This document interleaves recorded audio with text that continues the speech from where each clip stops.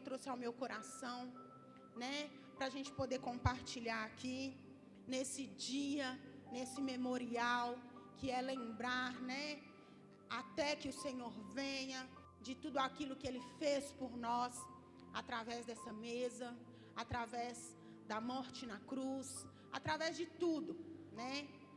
E é um dia onde nós trazemos a memória.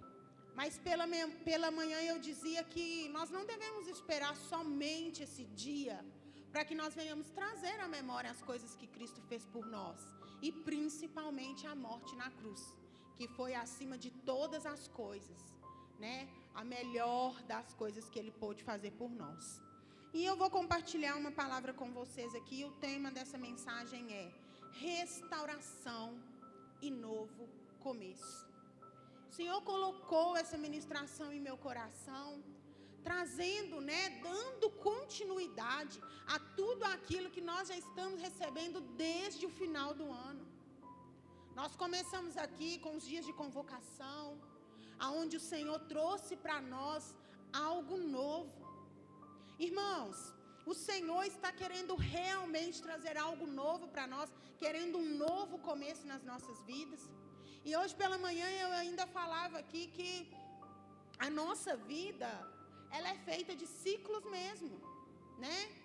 A gente nasce, a gente cresce, casa, tem filhos. Todo mundo sabe dos ciclos que nós temos. Isso fisicamente falando. Mas, irmãos, a nossa vida espiritual, ela também tem ciclos, né? Assim como o nascimento físico que nós temos o nosso nascimento espiritual. E ali as coisas vão acontecendo, tem tempo de aprender, tem tempo de ensinar, tem tempo de ir, tem tempo de parar. Irmãos, com toda a convicção no meu coração e a certeza daquilo que Cristo tem para fazer neste lugar, através do início do ano, que o Senhor trouxe ao coração da pastora Natália esse tema de algo novo, o Senhor confirmou ao meu coração essa restauração para começar esse novo tempo, não só na minha vida, mas também na sua vida. E se você chegou nessa igreja aqui hoje, eu também quero dizer que mesmo você chegando aqui hoje, você já chegou aqui num templo de uma mudança de ciclo. E com essa mudança de ciclo, se você quiser, você também vai poder participar daquilo que o Senhor tem para este lugar. Irmãos, então vamos lá. Nós sabemos, todos aqui, a grande maioria, né? Se não for a grande maioria, se não for todos, a grande maioria, conhece a história, né? De que Deus criou a terra, de que Deus criou o homem, criou a mulher e colocou no jardim. Vou resumindo aqui porque eu acredito que todos já conhecem. E nós sabemos que o Senhor Deus nos criou com muito amor, com grandes expectativas em nós. E a criação que Ele criou, Ele viu que era muito bom. E com isso, irmãos, em todo o tempo, a Bíblia aponta que quando o Senhor nos criou, tudo que Ele queria de nós era o nosso coração, era o nosso amor, era a nossa obediência, era a nossa fidelidade, era a nossa intimidade. Mas também nós conhecemos a história e nós vimos que tanto Adão quanto Eva, eles fizeram aquilo que não era o que Deus tinha pedido para fazer. Eles desobedeceram ao Senhor. Comeram justamente da única árvore que o Senhor disse que não era para comer. E ali começou a quebra da aliança. E quando Deus viu aquilo, eles foram expulsos do paraíso. E ali começaram a viver a vida. E aí a humanidade foi se multiplicando, todo mundo conhece a história. E chegou um certo tempo, irmãos, que a Bíblia nos diz lá em Gênesis 6, no versículo 6, que o Senhor ele se arrependeu de ter criado o homem. Porque tamanha era a iniquidade sobre a terra. E então, irmãos, a palavra de Deus diz que o coração do Senhor pesou Algumas traduções vão dizer que ele se entristeceu. E Deus olha aquilo e fala: eu vou destruir aquilo que eu construí. E quando ele pensa em destruir aquilo que ele havia construído, ele vê um homem, irmãos, Noé, que vocês também conhecem a história. Ele enxerga Noé no meio daquele povo, e Deus vê uma esperança, e fala: eu vou falar com esse homem. E ali Deus vai, fala para Noé que os dias eram maus, que a terra estava longe dele, que a humanidade estava longe dele, que ele ia destruir a terra com um dilúvio, mas que ele tinha visto em Noé um coração justo, um coração sincero, e que era para Noé anunciar, e quem escutasse Noé, e quem desse crédito às palavras de Noé, e quisesse entrar com ele na arca, que ele iria dar as instruções para fazer, Deus iria salvar. Mas naquele tempo, todos, a não ser a família de Noé, ninguém deu ouvido para ele. E Noé foi ali, irmãos, construindo aquela arca que não foi da noite para o dia. Muitos passavam e riam, muitos zombavam dele. Como que ia cair um dilúvio e ia acabar com a terra com uma água, sendo que nunca nem havia chovido? Mas Deus, ele foi fiel à sua palavra, e aquilo que ele falou, ele cumpriu. Então, irmãos, Noé faz aquilo que o Senhor disse, entra na arca com a sua família, com os animais que ele pediu que entrasse, a chuva começa e ele acaba com a humanidade, mas a família de Noé era a esperança para ele, novamente, de ter a renovação da aliança comigo e com você, com o ser humano. E, irmãos, até esses dias, esses 40 dias que ficou chovendo, no final de tudo, Deus levou Noé, abaixou as águas, e no final a gente sabe a história, que o Senhor sela uma promessa com Noé, através do arco-íris, mostrando para ele que ele não acabaria com a terra mais daquela forma. Porque imagine, irmãos, não havia chovido nunca na terra, e quando choveu, ele acabou com a terra. Olha a sabedoria do Senhor. Toda vez que chovesse, o que a gente ia pensar? O mundo está acabando, porque a última vez que choveu, o Senhor acabou com a terra, e se chover de novo, ele vai acabar com a terra. Mas ele deixou um sinal e uma promessa, e sempre no final de uma chuva, às vezes aparece um arco-íris, e até hoje isso acontece. Para quê? Para que o homem olhe para o céu e fala: um dia isso daqui vai acabar, mas com água que não vai ser. Então, irmãos, quando ele faz isso com Noé, ele tem uma esperança de trazer o homem de volta para ele, de trazer a gente de volta para ele. E ali, o homem continua vivendo, a iniquidade continuou no meio do povo, a desobediência continuou no meio do povo. E o que aconteceu? Deus começou a usar os profetas para exortar as pessoas, porque ele estava vendo que mais uma vez a desobediência, a iniquidade estava vindo e alcançando a sua criação. Mas aí, irmãos, ele já tinha feito uma promessa.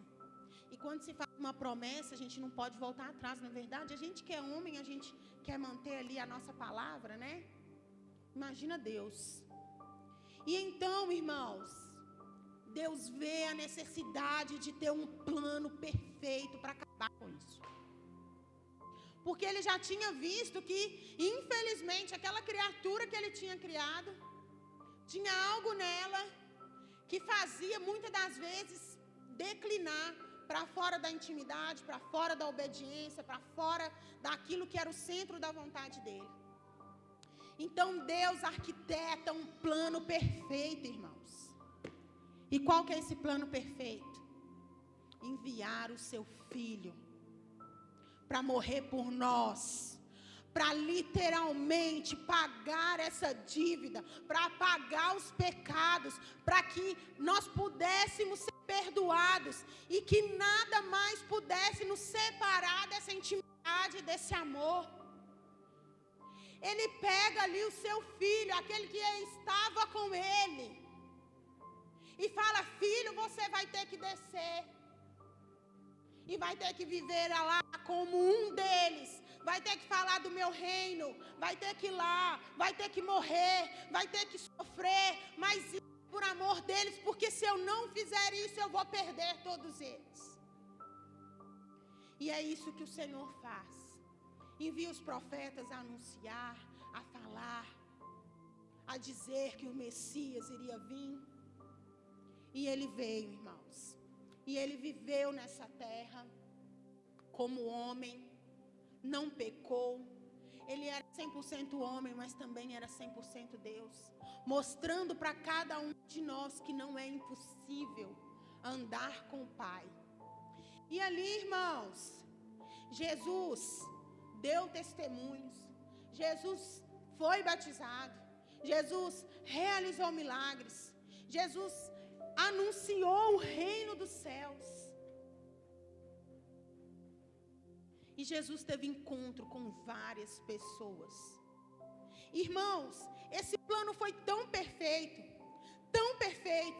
que hoje, há mais de 2025 anos, nós estamos aqui, com a veracidade dessas palavras, falando de alguém que veio e fez algo pela humanidade. Sabe, não foi um plano imperfeito, aonde teve telefone sem fio, que Deus fez uma coisa e fulano falou que ele fez outra, que Deus fez isso, mas na verdade não foi isso, foi aquilo. Chegou para mim e para você com toda a veracidade, com toda a verdade do que realmente foi o que Deus fez. E então, irmãos, olhando o ministério de Jesus, olhando a vida de Jesus, olhando o próprio Deus, nós só vemos que é um Deus de amor, de misericórdia, que nos quer por perto, que está do nosso lado, que nos livra do mal, que nos cura de enfermidade. E como, irmãos, não amar um Deus tão bondoso? Como não se entregar para alguém que entrega tudo para você? Quem aqui daria o seu filho por vida de alguém? Quem daria? Nós não daríamos, irmãos. Como eu pegaria a Heleninha ou o Heitor e falava assim: pode levar em troca da vida de um bandido? Não faria isso nunca, não tem esse coração. Mas nós temos um Deus que tem esse coração, e Ele fez isso por mim e fez por você. E é por isso que estamos diante dessa mesa, e é por isso que estamos aqui anunciando. Mas nós precisamos ir ainda um pouco além, porque não quero falar aqui só sobre aquilo que Deus fez, mas eu também preciso falar de coisas que nós precisamos fazer. Porque, irmãos, é normal, quando a gente recebe amor, a gente não quer dar amor. Difícil é você receber uma pancada e querer dar o amor. É porque a gente tem que fazer isso, mas é difícil, né? Mas, quando alguém te ama, fica muito fácil você amar essa pessoa. Quando você vê que a pessoa quer te abraçar, quer cuidar de você. Irmãos, eu e o pastor Washington passamos por momentos tão difíceis na minha vida. E eu tenho amigos na minha vida que hoje eu falo assim: gente, eu preciso fazer tudo para essas pessoas, porque quando eu precisei, eles estenderam as mãos para mim. Porque se eles fizeram algo bom para mim, meu coração é tão grato que eu já quero poder fazer algo. Não é sobre uma barganha. Gente, eu tenho amigas, para falar a verdade, e elas estão aqui, elas sabem o que eu estou falando, que já fizeram coisas para mim que para nós qualquer coisa vai além de valores financeiros. Porque o que elas podem fazer para mim, elas fazem, e o que eu posso fazer para elas, eu também faço, e já virou uma amizade acima de uma amizade comum, porque nós temos lealdade uma com as outras, a ponto de que se uma está fazendo errado, nós podemos chegar uma para a outra e falar: você pisou no tomate e está tudo bem. Porque hoje em dia, se você corrige alguém por algo de errado que ela fez, a primeira coisa que ela faz é querer virar a cara para você, porque você falou algo que ela precisa mudar, e ela não quer saber, porque você disse não e você contrariou. Mas a verdadeira amizade é essa, aonde você pode falar, você pisou no tomate, pisei mesmo, desculpa, e vamos, pega na minha mão aqui. Isso é o verdadeiro amigo, que mesmo quando você vai contrariar, vai ouvir aquilo, às vezes engole seco, mas depois tá tudo bem, realmente, eu vacilei. Mas enfim, voltando aqui para a história, eu vou falar aqui de 4 histórias rápidas e que todo mundo sabe para eu chegar onde eu quero chegar aqui com você.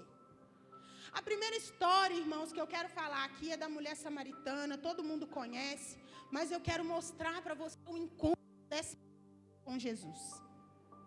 Nós sabemos ali que o pessoal, né, o povo de Samaria, não se dava com os judeus, a gente sabe a história. E essa mulher estava num poço, num horário de mais ou menos meio-dia. As mulheres iam lá para pegar água pela manhã, mas essa mulher ia de tarde. Para começar, se todas iam de manhã e ela não ia de tarde, alguma coisa de errada tinha. Ela estava fugindo de alguém. Ela estava fugindo das mulheres. Ela não queria conversa com ninguém. Ela não queria ser percebida. E por algum motivo essa mulher estava se escondendo. E aí Jesus, andando com os discípulos por Samaria, para poder anunciar o reino do Senhor, para na beirada de um poço. E essa mulher pegando a água, ele olha para ela e começa a conversar com ela. Não estou falando aqui do jeitinho que está na Bíblia, mas só para ilustrar para você. E ele começa a conversar com ela. E essa mulher, imagino eu, na minha versão Carol aqui, pensa, o que esse homem está conversando comigo? Primeiro, que judeu não conversa com samaritano. Eu estou aqui no meu poço meio-dia para ninguém me perturbar e esse homem começa a conversar comigo. E Jesus começa ali a conversar com ela, irmãos. E ela desconfiada, olhando para ele, e ele pede para ela água, e ela, sem certeza, vai me pedir água mesmo? Por que você está me pedindo água? E ali, irmãos, no meio daquele encontro, Jesus começa a falar coisas da vida dela que ninguém sabia, mas ele sabia porque ele era Deus. Ele era homem, mas ele também era Deus. E aí essa mulher começou a pensar, esse cara está vigiando a minha vida, não é possível.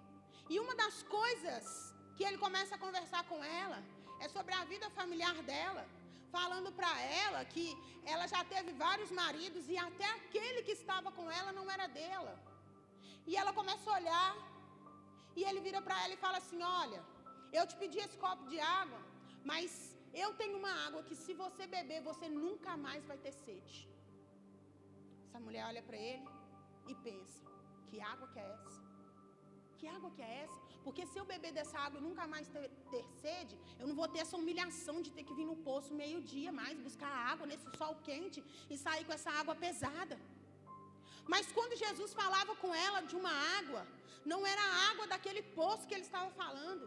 Ele estava querendo dizer para ela que se ela bebesse daquela água, ela não ia ter sede mais. Realmente, ela não ia precisar voltar daquele poço naquele horário, porque a vida dela ia ter uma transformação. E que se ela aceitasse aquela água, a vida dela ia ser restaurada e teria um novo começo. Essa mulher aceita, irmãos. E ela sai de lá numa alegria. E vai contando para todo mundo que encontrou esse Jesus e que Jesus perdoou o pecado dela e que agora ela já não era aquela mulher mais. E já imagina ela voltando em casa e falando com aquele homem, eu estou indo embora, você não é meu marido e eu vou desfazer tudo que eu fiz aqui com você e vou viver uma vida reta e vou viver uma vida íntegra e vou andar de acordo com a vontade daquele que me deu aquela água. E eu aceitei e eu não vou mais ter sede. Aquela mulher, irmãos, ela recebeu o perdão. E quando ela recebeu o perdão, ela viu que ela tinha sido restaurada. Ela viu que havia um novo começo de uma nova vida para ela. E não só uma vida física, mas uma vida espiritual. Outra mulher que se encontrou com Jesus da maneira dela. A mulher do fluxo de sangue. Peguei ela aqui, irmãos, porque eu usei ela para poder pregar para a médica. Irmãos, eu tive uma hemorragia durante 12 dias. E eu fui parar no hospital. Quando eu cheguei lá, a médica olhou para minha cara e falou assim, como que você está em pé aqui, minha filha? Você veio sozinha? porque o Washington estava lá fora pegando um lanche para mim, que mesmo eu, daquele jeito, eu falei, amor, preciso comer, tô com uma fome. E ele estava lá fora pegando ali as coisas para mim lanchar. E ali conversando com aquela médica, ela pegou os meus exames que eu fiz. E ela falou, minha filha, como que você está aqui em pé? Você veio sozinha para cá? Eu falei, não, vim de ambulância.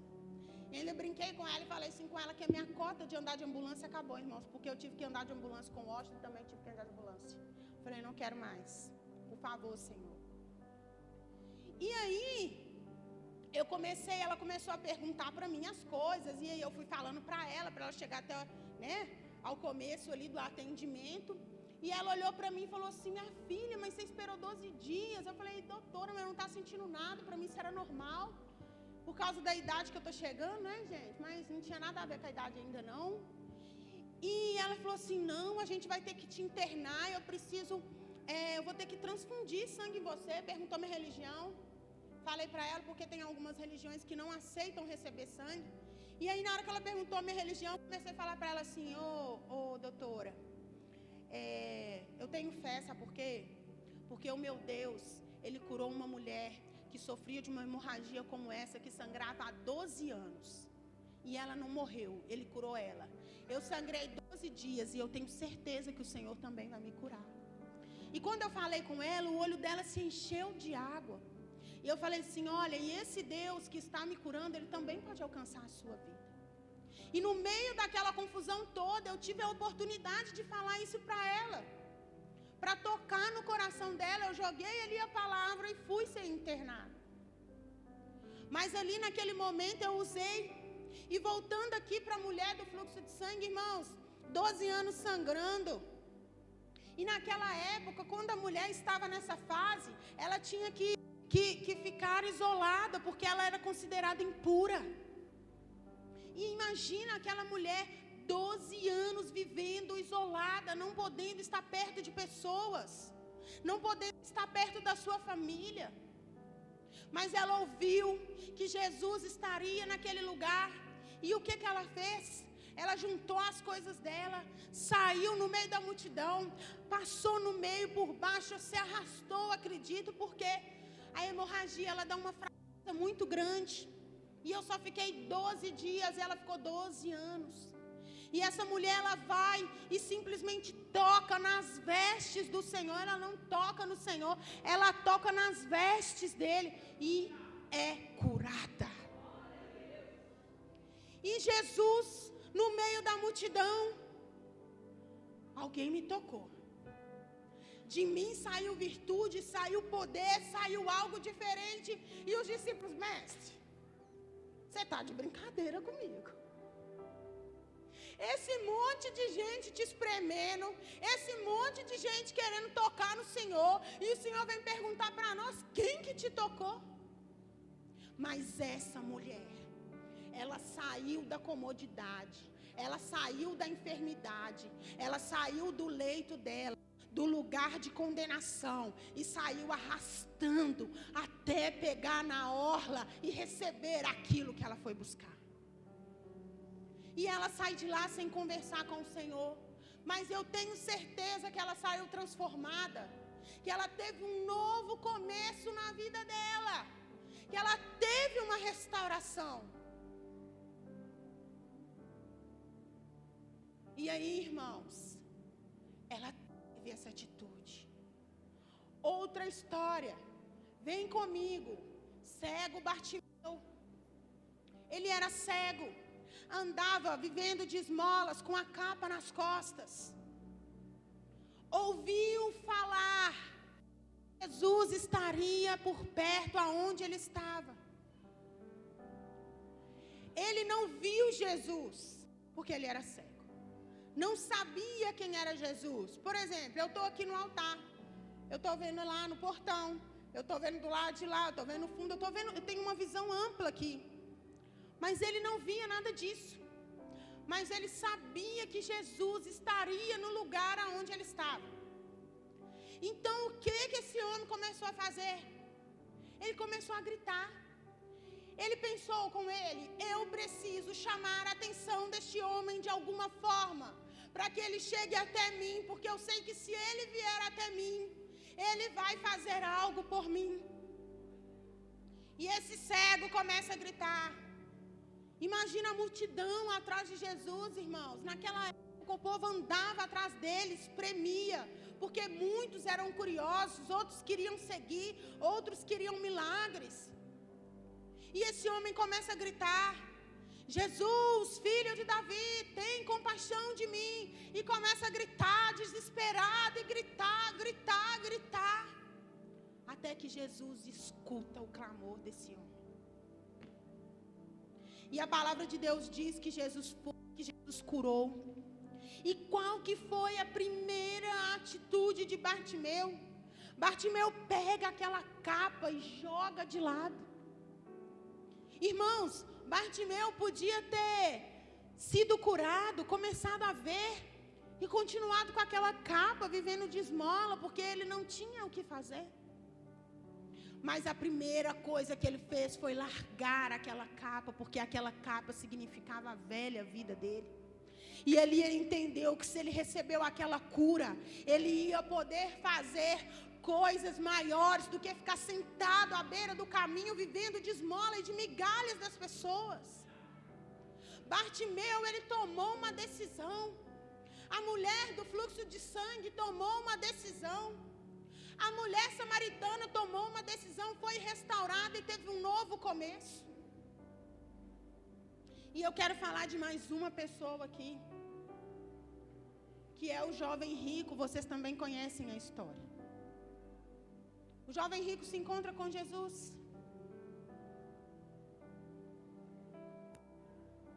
Com o peito cheio. Chega para ele: mestre, o que eu posso fazer para herdar a vida eterna? Ele fez essa pergunta, irmãos, porque na cabeça dele ele já tinha a resposta. Qual que era a resposta que tinha na cabeça dele? Ô meu filho, você já tem a vida eterna. Você guarda os meus mandamentos. Você faz isso, você faz aquilo, você faz aquilo outro. Mas Jesus confrontou o jovem rico. E falou para ele assim: olha, você quer ter a vida eterna? Pega tudo que você tem, vende, doa para os pobres e me segue. A palavra diz, irmãos, que esse jovem entristeceu seu semblante, abaixou a cabeça e foi embora. Vocês acham mesmo que Jesus queria o dinheiro daquele menino, daquele rapaz? Vocês acham mesmo que Jesus precisava, vindo da glória, aonde o pai era dono de tudo, ele precisava do dinheiro daquele rapaz? Não.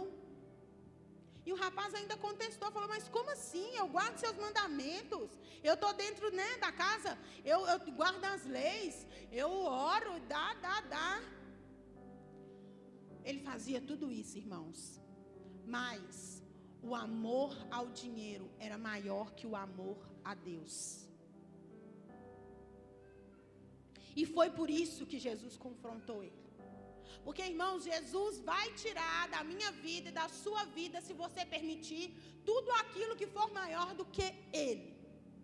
Porque Ele criou a minha vida, a sua vida, para que nós pudéssemos tornar a nossa vida para Ele. Porque Ele nos comprou, Ele pagou um preço por mim e por você, e nós somos dele. Irmãos, e vocês concordam comigo que com Deus em toda a sua soberania, Ele poderia estalar os dedos e fazer com que a humanidade se convertesse e dobrasse seus joelhos diante dEle? Sim. Mas Ele não faz isso, porque Ele quer uma escolha. Foi por isso que Ele deu um arbítrio para mim e para você, porque Ele quer que você escolha amar Ele, que você escolha servir Ele, porque Ele te amou, então você vai amar Ele e fazer aquilo que Ele manda. A gente tem sempre um filho mais obediente, um está mais perto da mãe, outro está mais perto do pai, e com Deus também é assim. Tem uns que obedecem mais, outros que obedecem menos, mas o Senhor tem amor por todos. E é isso que Ele quer. Ele quer o meu coração. Ele quer o seu coração. Amém? Irmãos, eu quero compartilhar algo aqui com vocês. Para vocês poderem entender aonde que eu quero chegar com essa mensagem. Para mim e para você termos uma restauração e termos um novo começo, nós precisamos encontrar com Jesus. E é encontrar com Jesus de verdade, irmãos. Nós precisamos fazer como essas pessoas fizeram. Ir até Jesus, para estar no centro da vontade dEle, conforme o que Ele quer para nós. E aí eu queria falar para vocês uma coisa, que eu disse aqui pela manhã. Irmãos, essa semana que passou eu tive um sonho. E às vezes eu sonho algumas coisas que eu sei que é coisa que não tem nada a ver. Eu falo, comi um hambúrguer, fui dormir, deu nisso. Mas esse dia, irmãos, eu não estava de barriga cheia.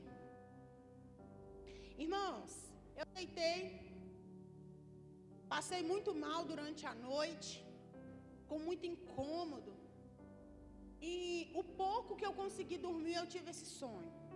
Foi da seguinte maneira. Eu andava pela rua, descendo uma rua. Enquanto eu descia a rua, havia algumas mulheres lavando as suas casas com a mangueira, jogando água de cima e embaixo assim, ó. E eu passava, cumprimentava essas pessoas, umas cumprimentava, outras não cumprimentava. E ali, durante aquele período, eu comecei a falar com algumas pessoas sobre o que Deus já tinha feito ali na vida delas. E fui embora. Depois eu desci mais um pouco, encontrei mais 3 pessoas. E aí eu encontrei essas 3 pessoas, nós fomos andando, caminhando, e nós paramos dentro de uma igreja. Que não era essa igreja. E aí, quando eu entrei nessa igreja, era aniversário dessa igreja. E o pastor me deu um microfone com a oportunidade de falar. E eu peguei. E lá eu comecei a falar com esse pastor e trazer algumas coisas que Deus estava trazendo para corrigir esse pastor. E aí ele olhou para mim, muito sem graça e tudo, mas ele veio até mim, me agradeceu, beijou minha testa e saiu. Aí ele falou comigo assim, Carol, vem cá, me chamou no cantinho e falou para mim assim, Carol, lá no fundo da igreja tem uma sala e lá dentro tem uma garrafa. Vai lá, encosta nessa garrafa que ela vai falar com você. Falei, sangue de Jesus tem poder, esse homem está doido. Mas eu fui. Entrando no fundo dessa igreja, irmãos, tinha uma sala onde tinha umas mulheres costurando, trabalhando o tempo inteiro e tudo. E essa garrafa estava debaixo de um monte de retalho de pano que essas mulheres estavam costurando. E eu não achei. E tinha um outro rapaz lá e eu falei com ele assim, olha, ele me mandou vir aqui procurar não sei o que, eu não estou achando, mas eu vou embora. Ele falou, não, vem cá, eu sei o que é. E me levou no fundo dessa caixa. Essa garrafa estava lá. Sabe aqueles garrafão antigo de vinho? Quem lembra aqui? Aqueles garrafão gordo assim, que o povo comprava e chapava eles até. E aí, dentro dessa garrafa, tinha como se fosse um cenário. E nesse cenário tinha 2 bonecos pretos lá dentro. Na hora que eu olhei aquilo, eu falei, misericórdia, esse negócio parece trem de obra de macumbaria. E aí, um dos bonecos, aí o cara falou assim, não, coloca a mão que ele vai falar com você. Eu coloquei a mão. Aí um boneco virou para mim e falou assim, era para a morte. Nós temos tentado matar vocês, já não tem 1 ano, já não tem 2, e nós não vamos parar. E o outro virou para mim e falou assim, olha, nós só não conseguimos matar vocês por causa de 1 Tessalonicenses 1, do 1 ao 10. Puf, eu acordei. O que eu fiz? Peguei a Bíblia. E aí eu peguei a Bíblia e eu vou ler para vocês o que está escrito aqui, irmãos. E eu vou explicar para vocês esse sonho e o porquê que eu estou falando isso daqui. Não precisa abrir. Se quiser abrir, pode abrir aí, irmão, para você acompanhar comigo. Eu vou ler numa outra versão, que essa Bíblia aqui de manhã, eu li e estava muito complicada. Mas quem não tiver a Bíblia não tem problema, acompanhe, mas quem tiver, abre aí. 1 Tessalonicenses, do 1. Aí eu vou ler esse capítulo aqui rapidinho. Aqui é a carta, né, de Paulo para a igreja de Tessalônica, tá? Vou ler aqui rapidinho. Paulo, Silvano e Timóteo, a igreja dos Tessalonicenses.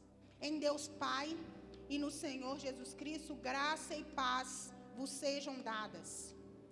Sempre damos graças a Deus por vós, todos, fazendo menção de vós e em nossas orações, lembrando-nos sem cessar da vossa obra de fé, do vosso trabalho de amor e da vossa firmeza de esperança em nosso Senhor Jesus Cristo diante de Deus, nosso Pai. Conhecendo, irmãos amados de Deus, a vossa eleição, porque o nosso evangelho não foi a vós somente em palavras, mas também em poder e no Espírito Santo e em plena convicção. Como bem sabeis, quais fomos entre vós por amor de vós. E vós vos tornastes imitadores nossos e do nosso Senhor, tendo recebido a palavra em muita tribulação, com gozo do Espírito. De sorte que nos tornastes modelos para todos os crentes na Macedônia e na Acaia.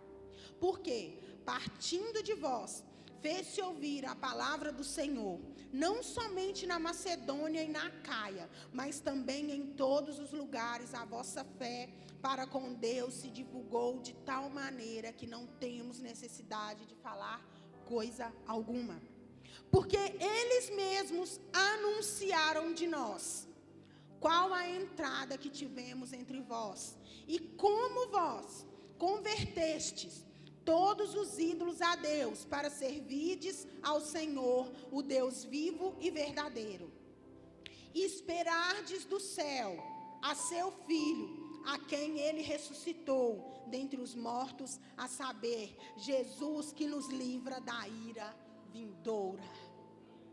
Irmãos, quando eu li isso aqui, falei, Senhor, me dá a revelação dessa palavra. Irmãos, quando eu pedi ao Senhor, Deus trouxe algo profundo ao meu coração. Essa palavra aqui, quando aquele espírito ali, aquele boneco que eu vi que era o próprio diabo falando, que ele estava tentando matar, ele não estava falando da minha família, porque no começo eu até pensei as enfermidades que nós tivemos, o capotamento do Washington, né? A pastora Natália também teve um problema de saúde agora. Mas ele não estava falando da minha família em si, mas ele estava falando desta igreja. Por que eu estou falando desta igreja, irmãos? Porque você faz parte dela. Eu sou essa igreja, você é essa igreja. E o recado que Satanás trouxe era que ele estava tentando acabar com este lugar. Porém, ele mesmo, com a sua boca, confessou para mim que ele não podia fazer isso por causa dessa palavra. E o que diz essa palavra? Essa palavra está levando, Paulo estava escrevendo para uma igreja que estava verdadeiramente convertida, que estava seguindo a vontade do Senhor, que lá era realmente vivido a vontade de Deus.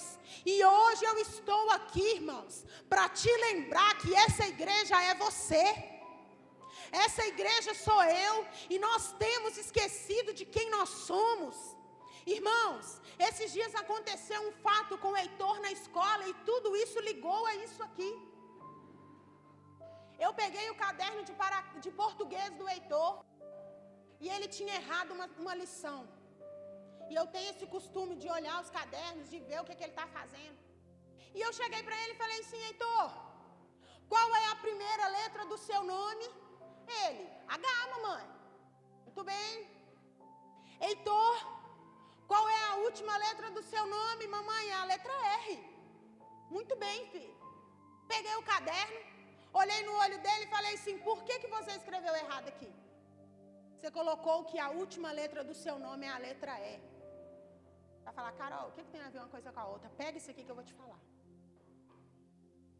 Quando eu perguntei isso para ele, olhando no olho dele, Heitor começou a chorar em prantos, de soluçar. Meu filho, por que você está chorando? E chorando, fala com a mamãe que ele é um pouco introvertido, irmão. Esperou um pouquinho, chorou, falou para mim, falou, sabe o que é, mamãe?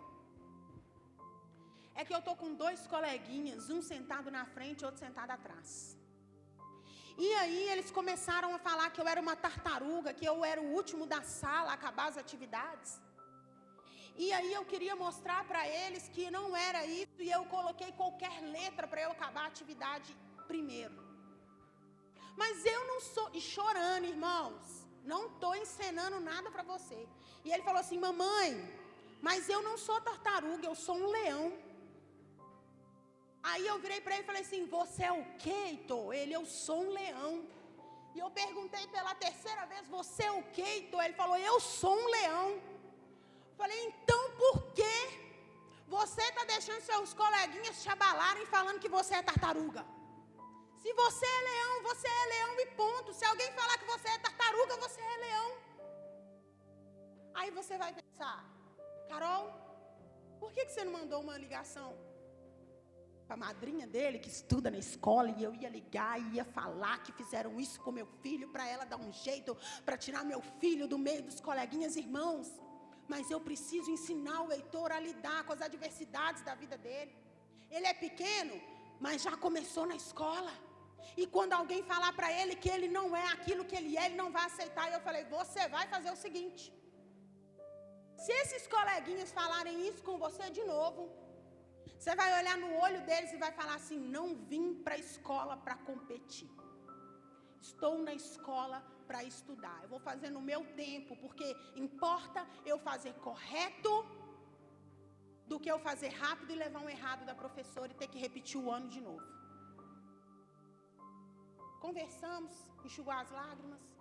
De manhã, no outro dia, eu falei para ele, Heitor, se alguém te chamar você de tartaruga, você é o quê, filho? Ele, leão.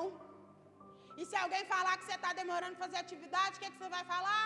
Eu vim para estudar e não para competir.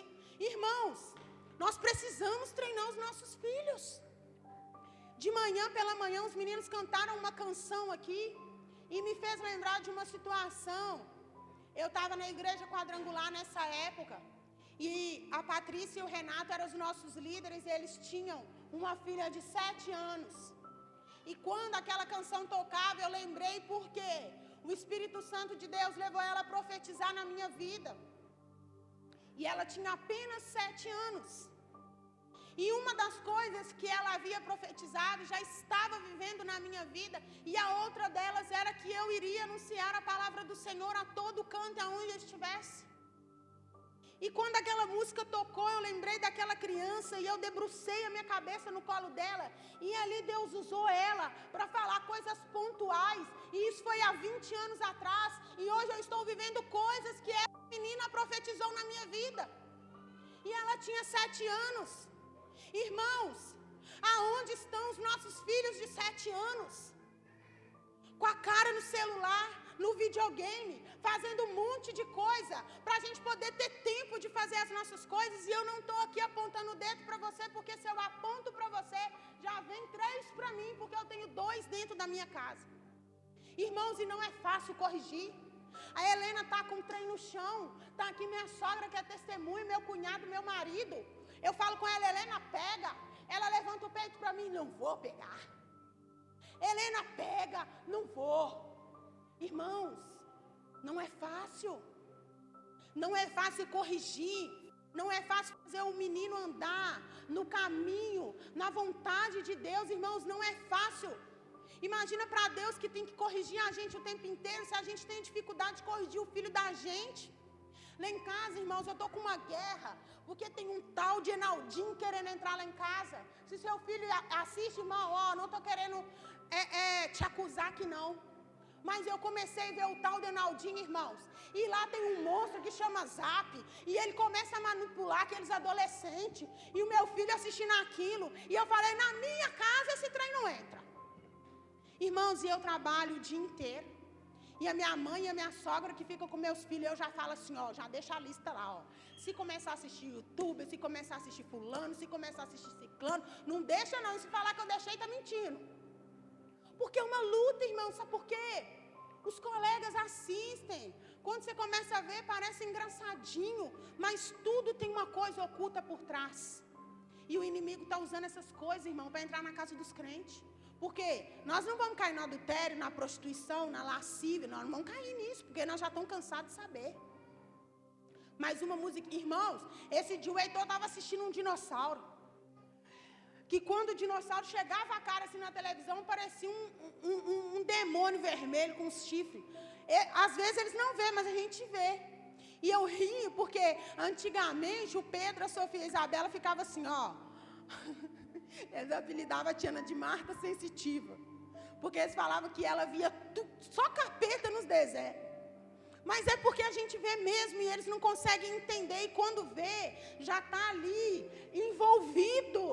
E aí o menino está desobedecendo. A casa está uma bagunça, você está brigando com seu marido. Você está... Irmãos, cuidado com a televisão, porque aquilo ali é um portal que você não imagina. Às vezes você está assistindo um filme que você acha que não tem nada a ver, mas está entrando a confusão, está entrando a discórdia, você está brigando com o seu marido, está brigando com a família, está sem paciência com os filhos, não sabe por quê? Às vezes é por causa daquilo que está passando dentro da sua casa. Mas vamos voltar para cá. Irmãos, eu vou pedir uma coisa para vocês. Durante essa semana, medita nessa 1 Tessalonicenses do 1 até o 10. Sabe por que eu estou falando isso para você? Porque Deus tem algo pontual com essa igreja. É um tempo de reconstrução, é um novo começo. Eu quero dizer para vocês que a igreja Braço do Pai, ela tem 8 anos até aqui. Mas de 2025 para lá, o Senhor tem algo novo, o Senhor tem algo diferente. E isso não vai ser simplesmente através da vida dos pastores, mas vai ser através da minha vida, vai ser através da sua vida. Porque quando ele escreve essa carta, ele escreve para a igreja, ele não escreve só para o pastor, ele escreve para a igreja, sabe por quê? Porque ele está contando com e eu quero te dizer que Deus vai virar de cabeça para baixo, Deus vai sacudir, Deus vai fazer o que Ele tiver que fazer para poder colocar no eixo o plano dEle. E não tem Satanás, não tem macumba, não tem oração contrária, não tem ódio, não tem discórdia que vai parar aquilo que o Senhor tem para fazer através da sua vida. Irmãos, eu quero te dizer que se hoje nós estamos aqui em 40, é com esses 40 Deus está contando, porque vai vir uma multidão atrás de nós, irmãos. E eu não estou falando aqui, não é para o pastor Washington somente, para a pastora Natália, para a minha família, eu estou dizendo para você. Porque o Senhor está contando com você. Isso aqui que Ele está falando é para nós. Não tem aqui, é só para mim. Não é para o Wendler, não é para a Vivi, essa promessa. É para você. Você entrou aqui dentro dessa igreja. Eu vou falar igual eu falei de manhã. Quem veio de manhã e escutou essa palavra é para você. Se você está aqui hoje, irmãos, e você está escutando essa palavra, crava isso no seu coração, porque você vai ver coisas extraordinárias acontecendo através dessa igreja. Você não vai entender como que aconteceu, mas você não tem que entender, porque o plano, ele é do Senhor. Esses dias eu estava vendo uma notícia dos cientistas falando que a Terra está com uma rotação mais rápida. Que de 2020, de 2019, a Terra tinha uma rotação. A partir de 2020, ela estava com uma rotação mais rápida. Até usei um exemplo aqui. De manhã, quem é mais antigo aqui vai lembrar. Quem lembra do antigo relógio da CEMIG que tinha um anelzinho rodando lá dentro? Tipo aquilo. Quando você estava gastando muita luz, quando estava gastando pouca luz, em 2019, a rotação da Terra estava bem mais lenta. E de 2020 para cá, rodando mais rápido. E isso é para se cumprir a palavra que o Senhor disse, que Ele abreviaria os dias. Sabe por quê? Porque se Ele não abreviar, a gente não vai dar conta de viver nessa terra. E uma coisa que eu tenho para te dizer que é verdade, porque o plano perfeito que Deus fez, irmãos, ele tem duas partes, só uma que aconteceu. Que a primeira parte era morrer na cruz por mim e por você, para que o diabo não tivesse as nossas vidas mais escravizadas. Então, se alguém está escravizado pelo diabo, é porque ainda não tomou a decisão de ser livre. Porque quando Jesus foi enviado para morrer naquela cruz, ali, a partir daquele momento, você poderia escolher se você viveria para Deus ou se você viveria naquela vida de pecado. Agora, irmãos, a decisão é sua, porque Ele foi lá e te comprou. Você é dele. Mas agora, você aceitar Ele ser Senhor, a decisão é com você. Aqui, a mulher samaritana aceitou. A do fluxo de sangue aceitou, Bartimeu aceitou, mas o jovem rico não aceitou. Por que eu trouxe 3 que aceitou e 1 que não aceitou? Porque vai ter gente que não vai aceitar mesmo. Porque foi comprado, mas não quer viver para aquele Senhor, quer viver para o outro, escravizado. Gente, cada um que viva a sua vida da maneira que quiser, mas também receba-se as consequências. Mas, irmãos, o que eu quero dizer para você, não estou falando para você largar sua casa, seu emprego, parar de trabalhar, mas o que eu quero dizer para você é para você se alinhar a essa palavra de 1 Tessalonicenses, sabe por quê? Porque as nossas casas vão ficar aqui. A conta bancária vai ficar aqui. Gente, aproveita a sua conta bancária, se está cheia, vai viajar, vai passear, vai desfrutar. Se não está cheia, glória a Deus, o Senhor vai prover, porque a palavra dele diz que Ele é o nosso pastor e nós vamos ter falta. Irmãos, às vezes nós não temos o luxo, mas tem alguém aqui que tem falta de alguma coisa? A nossa frustração, sabe qual é? O luxo. Porque a necessidade para nós já não está bom, a gente quer a mais. Não tem problema você querer a mais, irmãos, não tem problema. Mas se você não está conseguindo viver num padrão de vida que você queria, não se frustre.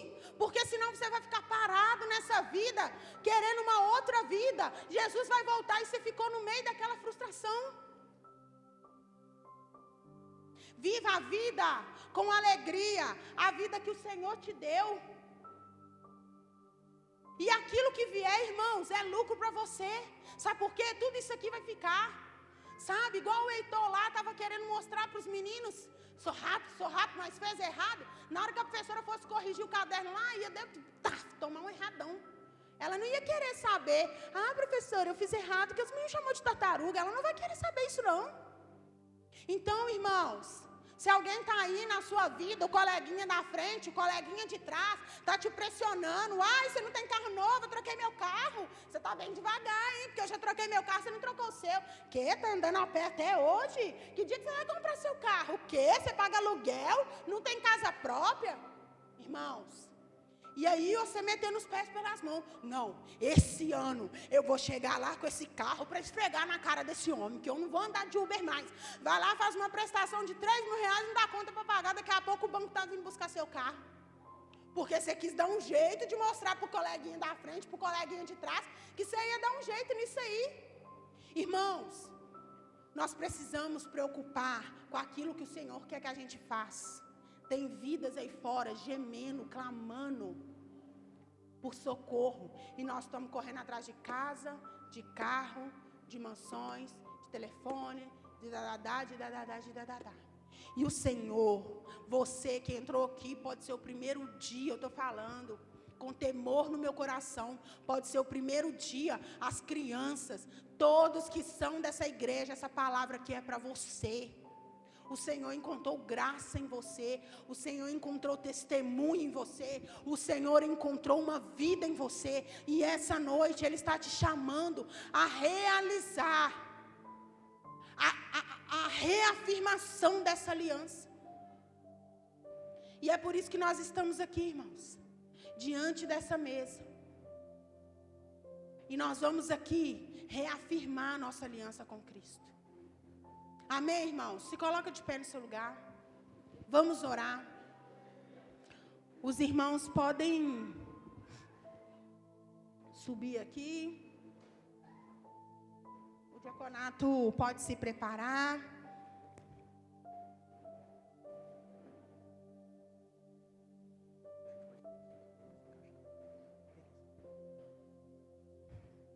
E eu quero orar com você nessa hora, irmãos. Eu vou orar com você e você vai orar comigo.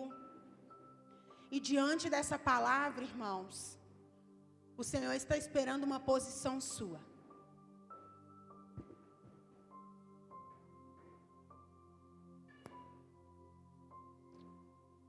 E eu quero dizer para você uma coisa. Que Ele está esperando uma posição sua, mas você pode decidir. Você é obrigado? Você é obrigado a fazer parte disso aqui? Você é obrigado a fazer parte daquilo que Deus está contando com que a igreja Braços do Pai faça nesse bairro, nessa cidade? Você não é obrigado. Mas você pode tomar duas decisões: dizer sim ou dizer não. Então, irmãos, diante dessa palavra, eu quero que você dê a sua resposta aí no seu lugar para o Senhor. Eu já tenho a minha resposta. E tenho certeza também que a minha casa já tem essa resposta. E os meninos vão estar aqui entoando essa canção. Enquanto eles entoam essa canção, dê a sua resposta para o Senhor. Peça perdão ao Senhor se você precisar pedir perdão. Converse com Ele no seu lugar. Nós vamos estar também aqui, irmãos, ministrando a ceia.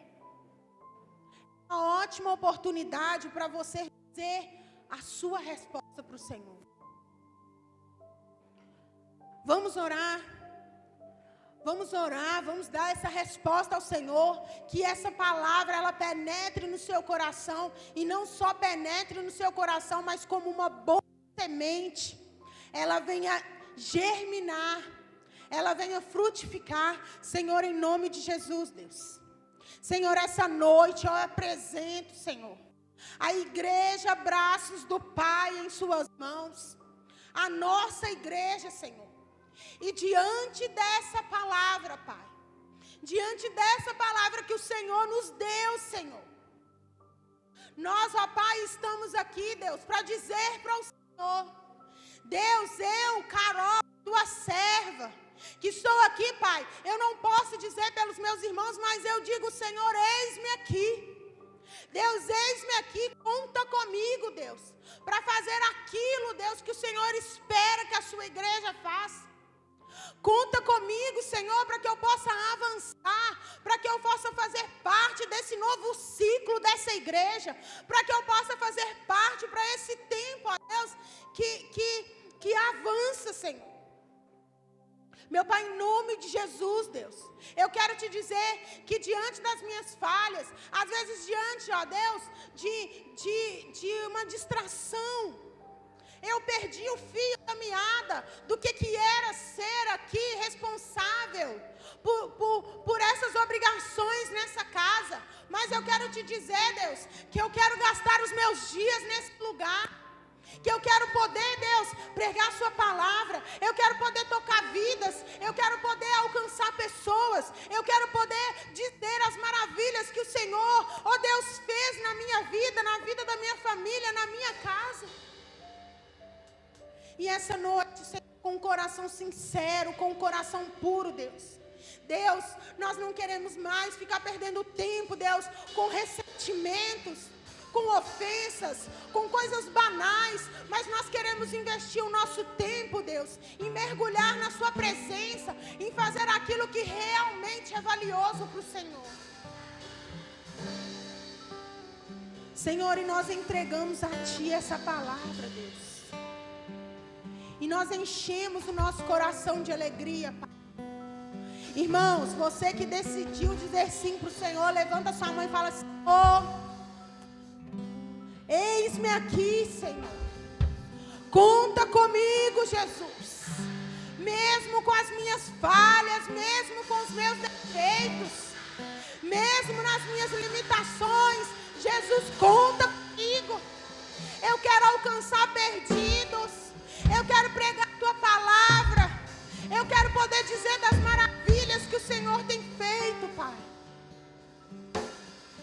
nome do Senhor Jesus. E nenhuma palavra contrária. E nada que o diabo fizer para planejar contra as nossas vidas vai ter poder. Porque é pior o Senhor quem nos chamou. E em nome de Jesus. Que essa palavra seja selada no seu coração. Amém, irmãos? Amém.